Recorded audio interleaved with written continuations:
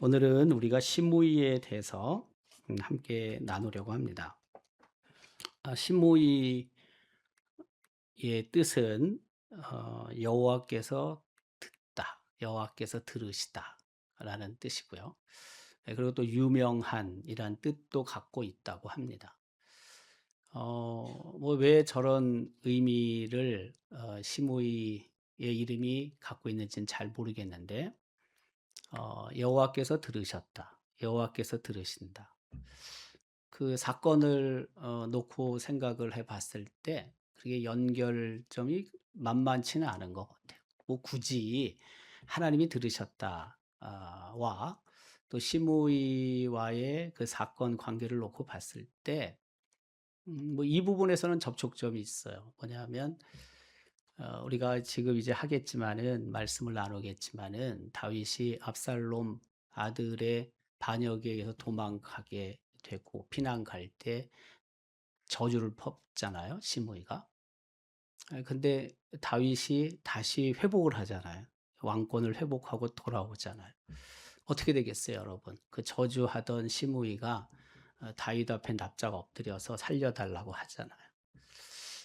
그 다윗이 그걸 수용하잖아요. 그리고 살려주잖아요. 이 부분에서는 그의 소원을 하나님이 들으시고 하나님께서 은혜를 베푸셔서 사실 죽어 마땅한데 죽지 않았잖아요. 이 부분은 좀 접촉점이 있다 하는 생각도 들어요. 또 하나는 이제 유명하다는 것은 다윗을 저주한 사람이 도대체 몇 명이나 있겠습니까? 시므이는 다윗 저주해 가지고 유명해진 놈입니다. 네. 그렇잖아요.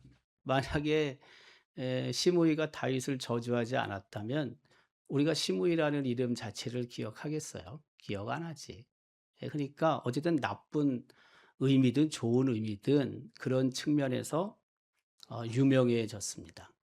시므이가. 그래서 그렇게 연결을 시킬 수도 있겠다 하는 생각이 듭니다. 시므이의 가문은 어 게라의 아들 바후람. 바후람은 이제 지명인데요. 베냐민 사람입니다. 베냐민 후손이라는 거죠. 그 야곱의 12 아들 중에 막내잖아요, 베냐민이. 그 베냐민의 후손입니다.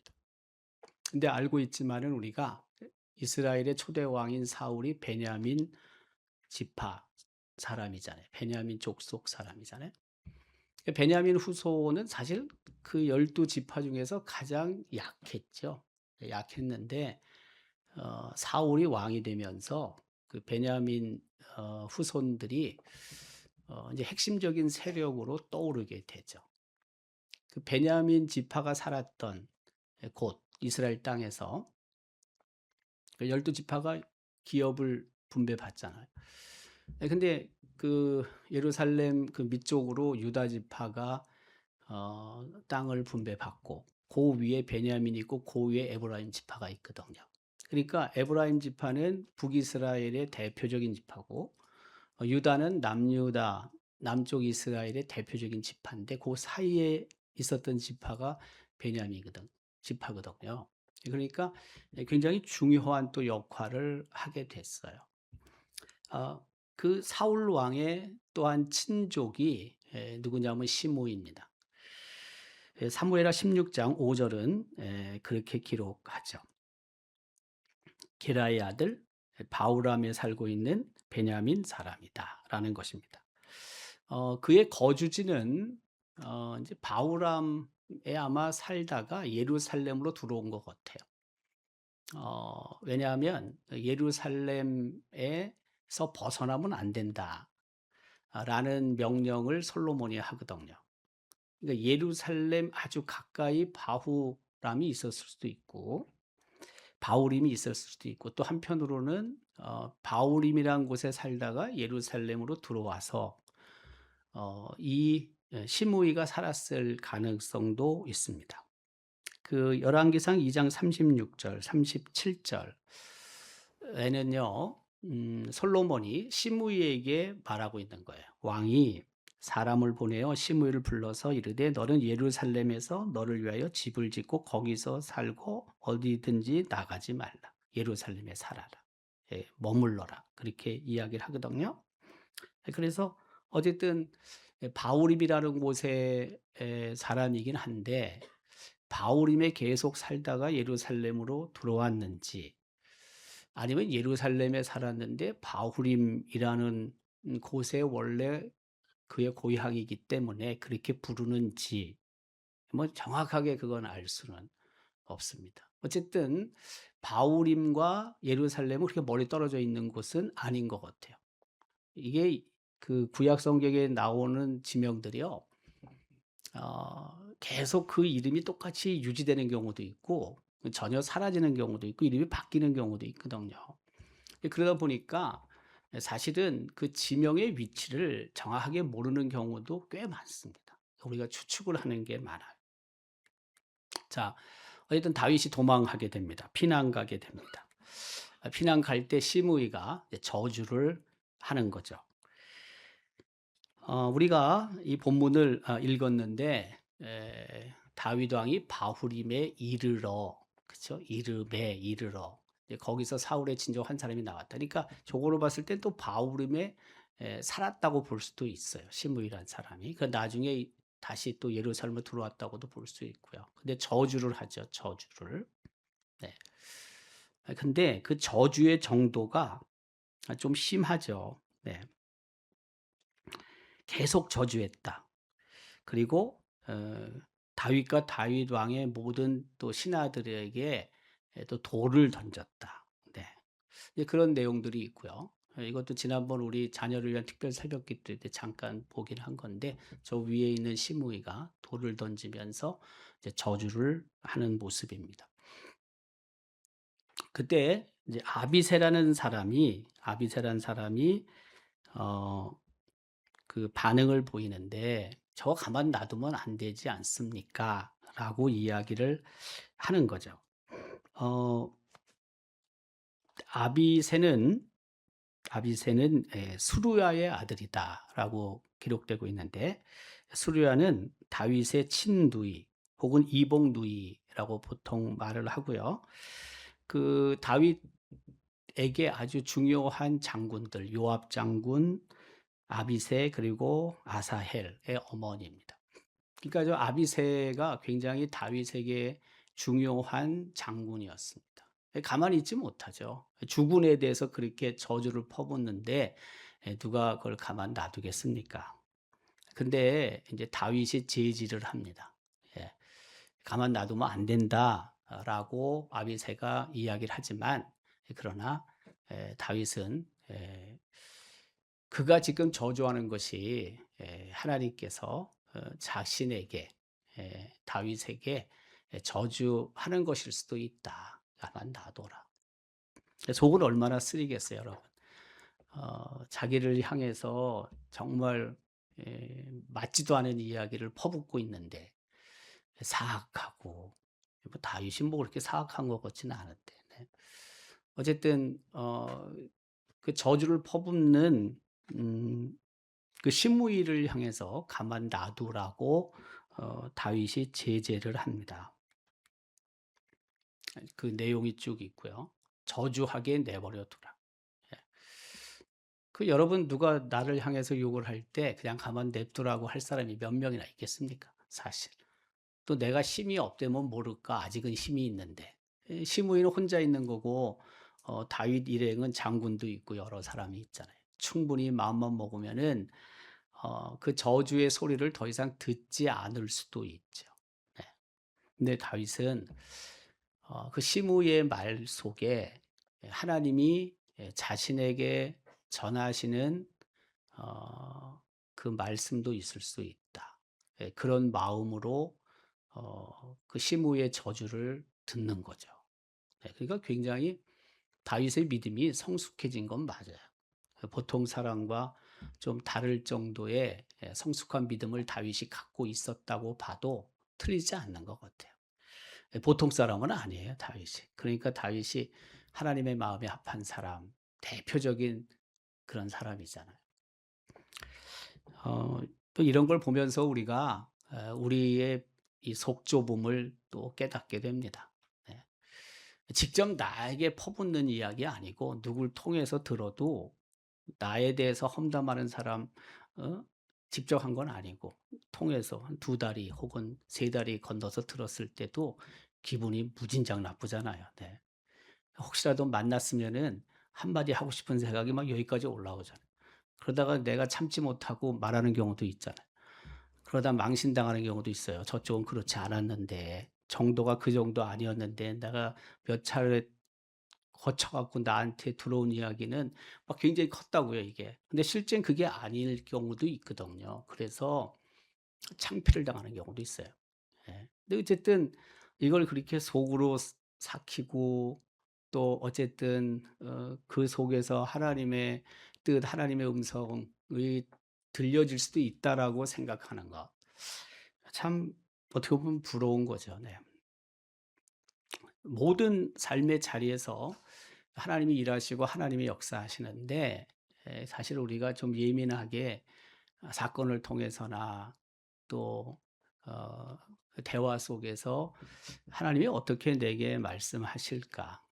그 속에 하나님의 음성을 듣고자 하는 우리의 예민성, 영적인 예민성도 사실 많이 필요하죠. 네. 때론 뭐 애들이 하는 말 속에서도 하나님이 내게 전하시는 말씀이 있을 수 있고, 네. 생판 모르는 사람이 하는 이야기 속에서도 또 하나님께서 하시는 말씀이 있을 수 있기 때문에 정말 그런 귀를 기울이는 자세들이 많이 필요합니다. 네. 다윗이 어쨌든 이 시므이의 저주를 듣고 계속 길을 가는 거죠. 계속 길을 가는데 사무엘하 15장 23절에는 이제 그 시온성을 나와서 이제 기드론 골짜기를 건너 감담산을 거쳐 가지고 이제 동쪽으로 가는 거죠. 감담산으로 쭉 해서 동쪽으로 내려가면 유대 광야를 거치게 되고 요단강을 건너게 되고 그리고 우리가 알고 있지만 마하나임이라는 곳까지 가게 됩니다. 기드론 시내, 저기 보면 기드론 시내를 건너갔다고 기록합니다. 여기 지금 보면 지도에 우측에 빨간 쪽 거기 보면 기드론 골짜기라고 쓰여져 있고요. 그 좌측 편에는 밑에 흰놈 골짜기라고 또 쓰여져 있습니다.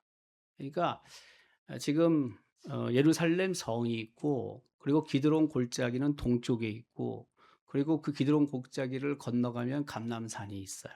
감람산, 올리브산. 그 예수님께서 기도하신 겟세마네 동산. 또 예수님께서 예루살렘 성을 보고 눈물을 흘며 기도하신 바로 그곳. 또 예수님께서 부활하신 그 산. 그게 다 감람산이거든요. 그러니까 기드론 골짜기 건너편 동쪽에 기드론 골짜기가 있는데 근데 저기에 이제 물이 흐른다고요. 여름에는 건기고 겨울에는 비가 좀 있고 해서 그 물이 흘러요. 이제 그 기드론 골짜기에서 물이 흐르고 아래쪽으로 그리고 흰놈 골짜기 쪽에서 물이 만나서 그 물이 이제 계속 내려가게 되는 거죠.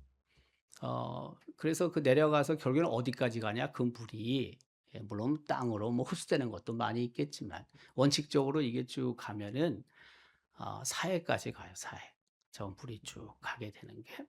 그 기드론 골짜기, 기드론 시내 혹은 기드론 뭐 개천일 수도 있는데 좋은 말로 시내지 뭐 네.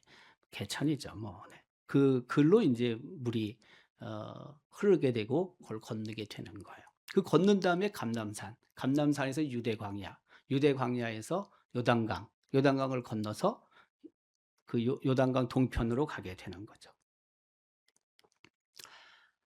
여기도 보면 이제 다윗이 유대 광야를 거쳐서 요단강을 건너 마하나임까지 가게 됩니다. 마하나임은 요단강 건너서 동편에 있습니다. 요 이제 지도가 사해가 파란색으로 돼 있고 좌측편에 보면은 예루살렘, 바후림 그전 빨간색이 이제 뭐냐면 다윗이 피난 간 경로라고 생각할 수 있습니다. 저 위에서부터 쭉 내려오는 선은 요단강입니다. 그러니까 예루살렘 출발해서 길갈도 있고 그러잖아요. 그래서 쭉 빨간색으로 가다 보면 이제 위에서 내려온 선 요단강을 건널 수밖에 없고 건너야 되고 그다음에 위로 다시 올라가잖아요. 그래서 위에 보면은 마하나임이라는 곳에 도착하게 되는 거죠. 바로 이제 저기에서 그 다윗과 그 일행이 힘을 얻게 되잖아요. 전혀 생각하지 못했던 세 사람이 먹을 것도 가져오고 침상도 가져오고 그래서 거기서 이제 힘을 얻고 다시 회복이 되는 거죠. 그 왕권을 사실은 찾게 되는 결정적인 장소라고 할 수가 있습니다. 이제 다윗이 귀환하게 됩니다. 근데 시므이가 사실 예루살렘에서 요단강까지 얼마나 멉니까? 여러분이 지도를 보더라도 네, 지도가 어디 있죠? 네. 여기 지금 예루살렘에서 혹은 바울임에서 요단강까지 빨간선 거기까지 이놈이 나오는 거예요. 네. 여기 보면은 시므이가 영접하러 나온다고요. 요단강을 밟고 건너 왕 앞으로 갔다. 여러분 어떻게 생각하십니까? 네. 네. 자기가 살던 곳에 자기가 저주하던 곳에 있던 게 아니에요. 다윗이 왕권을 회복했다고 하니까 자기가 살던 곳에서 어쨌든 거주하던 곳에서 요단강을 건너서 다윗을 만나요. 네. 뭐 생명 앞에서 목숨 앞에서야 뭐 한없이 치사해지는 건 맞는데 다 마찬가지지. 뭐 여러분이 만약 저주했다 그러면 거기까지 따라 안 가겠어요? 가겠지. 근데 어쨌든 시므이도 그렇게 했습니다. 굉장히 기회주의적인 놈이죠. 네. 어떻게 보면. 시므이가 간청을 하는 거죠. 왕 앞에 엎드렸어요. 요단강을 건너서 아직 다윗은 요단강 건너지 않았어요. 그 요단강 건너서 다윗을 만나서 엎드려서 간청을 하는 겁니다. 간청을 해요. 여기 아까 그 지도 봤죠? 네. 왕께 아뢰되 내 주여 원하건대 내게 죄를 돌리지 마옵소서. 네. 뭘 돌리지 마요. 죽어 마땅하지. 네. 그냥 이제 어쨌든 간청을 하는 거죠. 아까 그래서 여호와 하나님께서 들으셨다. 이 부분이 살아남으니까 연결을 시킬 수 있다. 그 이름의 의미와 연결시킬 수 있다. 이거예요. 제 얘기는 굳이 연결시킨다면 네. 내 주 왕께서 예루살렘에서 나오시던 날에 종의 패역한 일을 기억하지 마시오며 왕의 마음에 두지 마옵소서. 아주 철판을 깔았죠 지금. 네. 그걸 어떻게 안 기억해요? 어떻게 못 기억합니까? 당연히 기억할 수밖에 없지. 근데 기억하지 말래요. 네. 아비새 여러분 알잖아요. 예. 올 때 저주하는 소리 듣고 저거 가만 놔두면 안 됩니다. 그렇게 했던 장군이잖아요. 아비새가 다윗에게 또 요청합니다. 그렇죠? 네. 시므이가 여호와의 기름 부으신 자를 저주하였으니 다윗을 저주하였으니 그로 말미암아 죽어야 마땅하지 아니합니까? 저게 사실은 맞는 거죠. 네. 보통 사람은 다 저렇게 얘기하는 게 맞습니다. 누구든지 다 마찬가지입니다. 네. 아비새가 잔인하다고 생각하지 마십시오. 우린 더합니다. 네. 근데 다윗이 이제 선처를 해주는 거죠. 시므이가 저주할 때도 선처했어요.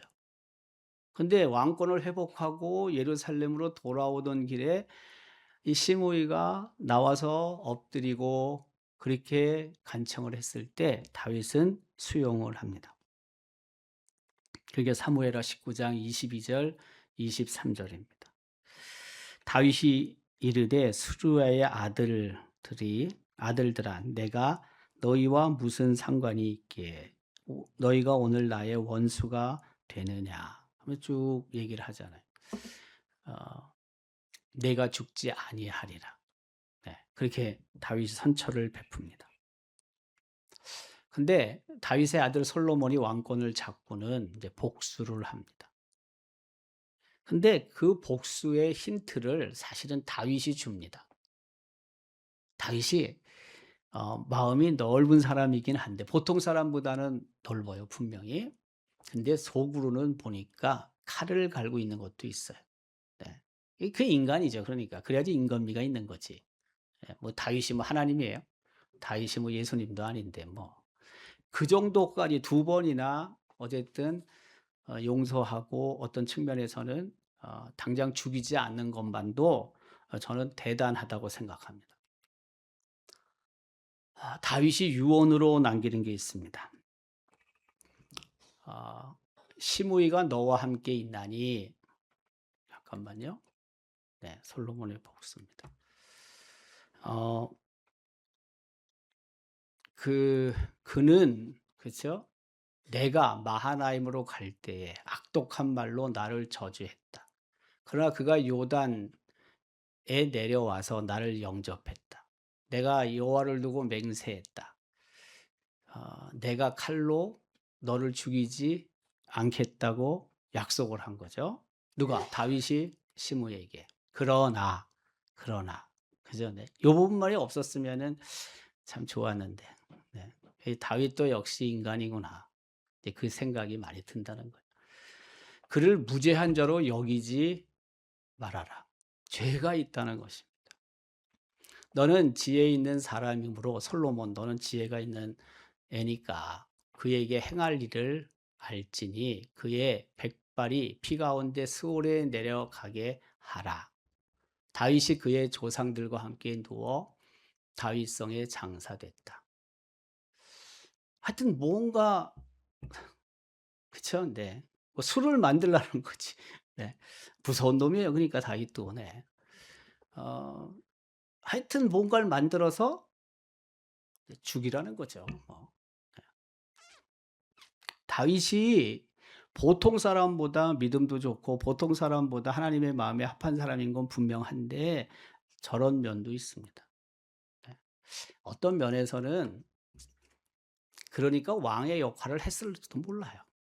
그러니까 전쟁에 단 한 번도 지지 않고 백전백승했을 수도 있고 이스라엘에서 가장 넓은 땅을 갖고 그가 죽었는지도 몰라요. 저런 단호한 면이 있어요. 제가 그게 다윗이 잘하고 있다는 게 아니라 그런 측면도 있다고요. 예. 근데 이제 솔로몬이 아까도 우리가 잠깐 봤는데 명령을 내려요. 누구에게? 시므이에게. 이게 뭐냐면 아까 저 읽었잖아요. 예루살렘에 너는 반드시 있어야 된다. 예루살렘에서 살아야 한다. 근데 네가 만약에 예루살렘을 떠나면은 너는 죽는다. 기드론 시내를 건너게 되면 반드시 너는 죽임을 당할 것이다. 예, 그렇게 못을 받거든요.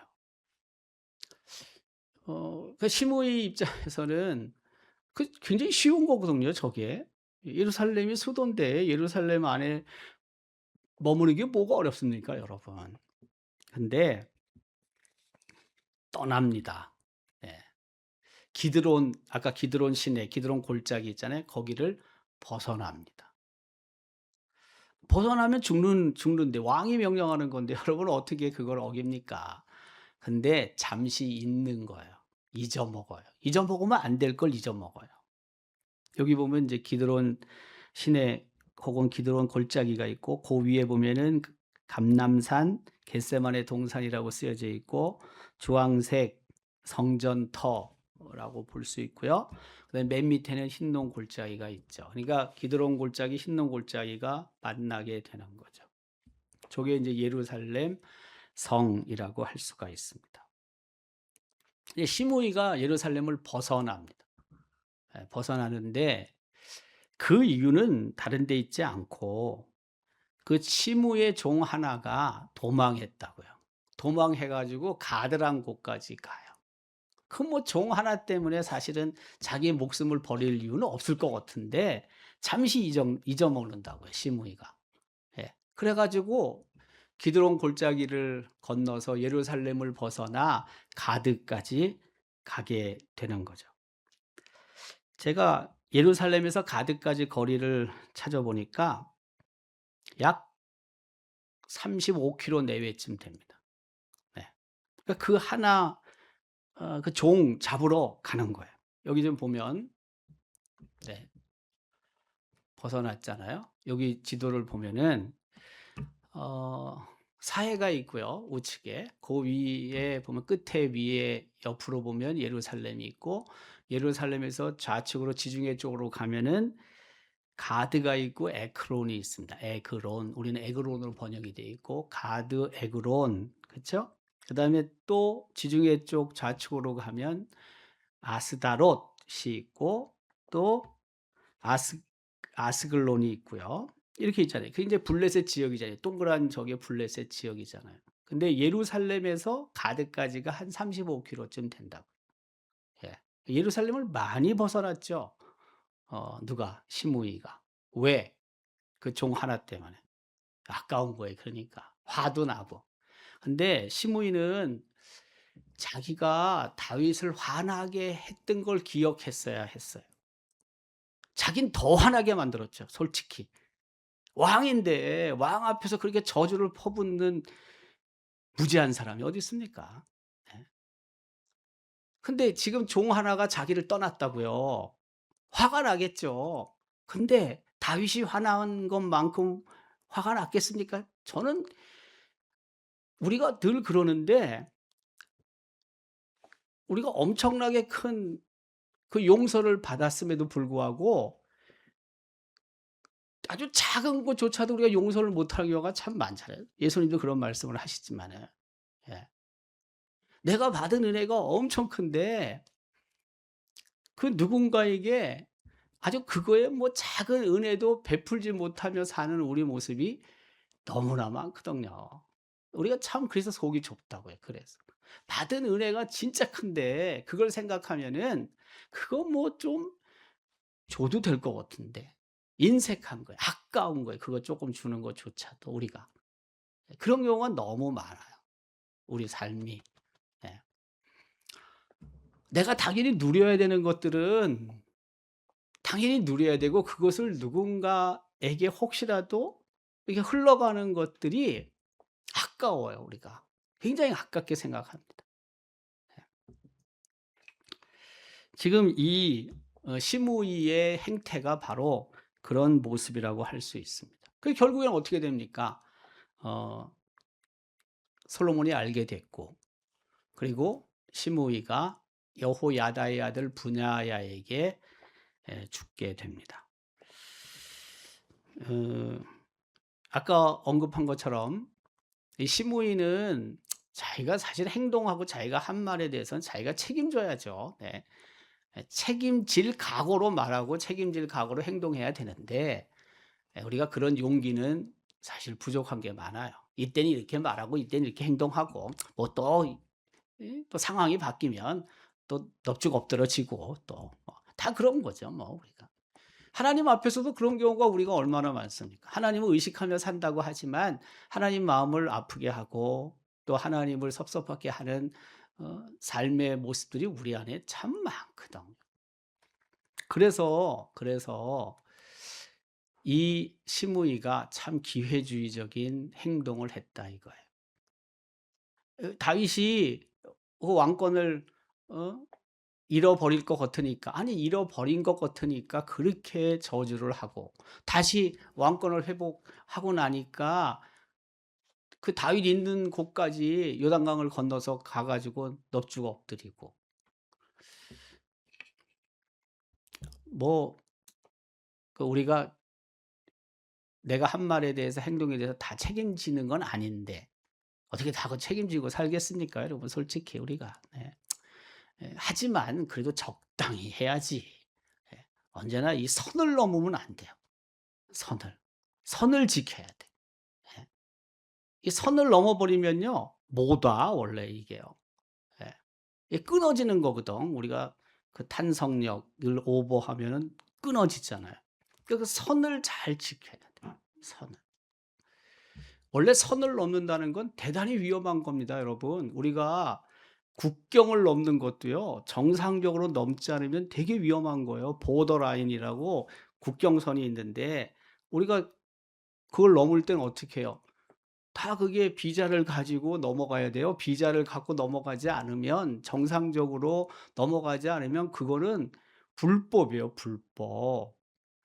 하나님과 우리 사이도 그렇고요. 부부 관계도 그래요. 경계선이 있다니까. 요걸 넘으면은요 못 돌아올 때가 많아요. 여기까진 돼. 여기 한 1 미리까진 되는데 요 1 미리를 넘었으면은요 굉장히 힘듭니다. 예. 여러분 안 그래요? 수없이 해 봤잖아요. 예. 요걸 딱 지키면은 다시 돌아오는 게 편해. 그래서 돌아와, 관계가. 근데 요걸 딱 넘어서는 순간요. 요게 안 넘었으면은 한 1 시간 걸릴게 요거 넘었으면은요 때로는요 몇 개월도 걸립니다, 몇 개월도. 넘으면 안 돼. 하나님과 관계도 똑같아요. 넘으면 안 돼요, 이게. 근데 이게 무지하거나 무지하거나 감각이 없으면, 이 다른 말로 하면 센스가 없으면 넘어가는 거예요. 넘어가고 나면 그다음부터 힘들어. 밥도 먹기 힘들고, 예. 뭐 아니 그 해 줘서 먹는다는 개념이 아니라 밥맛이 없는 거죠, 밥맛이. 관계가 껄끄러워지니까 밥맛도 없고 하루하루 살아가는 게 참 힘들지. 그 시간 버티는 게 힘들잖아요. 예. 같이 어쨌든 한 집에 있는데 얼마나 힘들어요. 교회 안에도 똑같은 거예요, 여러분. 교회도 뭐 우리가 교회 24 시간 있는 건 아니지만 어쨌든 함께 신앙 공동체에서 생활하는 거잖아요. 주일이든 뭐 혹은 또 평일이든. 근데 그 관계에서 이 보더라인을 넘어갔다고요. 그게 무슨 뜻이냐면 관계가 깨졌다는 거예요. 이게 선을 넘는다는 거. 예. 관계가 깨지면 그 회복하는 데 참 힘들거든요. 예. 그 넘으면 안 돼요, 넘으면. 근데 얘가 넘은 놈이라니까. 예. 근데 이게 넘었는데 넘은 입장에서는 또 이런 부분도 필요할지 몰라. 안면몰수 이런 거 있잖아요. 예. 근데 속을 들어가면 되게 기회주의적인 거지. 예. 정상은 아닌 거지. 네. 뿐만이 아니라 굉장히 자기중심적이죠, 이 시므이가. 예. 자기 유리한 거라면은 하여튼 뭐 그냥 넙죽 엎드릴 때도 있고 욕할 때도 있고 돌 던질 때도 있고 그런 거잖아요. 예. 자기 중심적이니까 사실은 자기가 받은 은혜, 다윗으로부터 받은 은혜 그건 생각지도 않고 가는 거잖아요. 지금 가드로 가는 거잖아요. 35 킬로가 떨어진 곳으로 가잖아요. 얼마나 자기 중심적이에요. 네. 오늘 우리에게 주신 이 말씀은 뭐 특별히 다른 의미보다 어떻게 보면 단순해요. 단순해요. 지켜야 될 걸 지켜야 된다는 거예요. 하나님과의 관계도 우리 여러 지체들 사이의 관계도 지킬 건 지켜야 돼요. 아버지로서 엄마로서 자식과의 관계 속에서도 지킬 걸 지켜야 되는 거예요. 그리고 한편으로는 그 지키면서 때로는 인내해야 되기도 하고 또 어려운 그 시간들을 우리가 보낼 수밖에도 없지만은 그럼에도 불구하고 선을 넘지 않아야 돼. 예.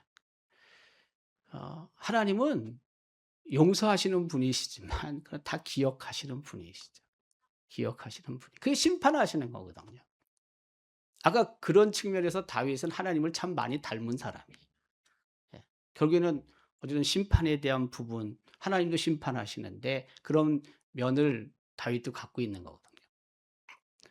오늘 우리에게 주신 이 말씀을 잘 생각하고 또 하나님께서 원하시는 그런 분수를 지키고 분수를. 예. 뿐만이 아니라 책임지는 자로 사는 것. 바로 그게 믿음 안에서 더욱 하나님이 원하시는 삶을 살아갈 수 있는 그런 사람들로 사는 거예요. 오늘도 하나님께서 주신 말씀을 기억하고 우리의 삶의 자리가 하나님이 원하시는 아름다운 믿음의 삶이 될 수 있기를 주님의 이름으로 기원합니다.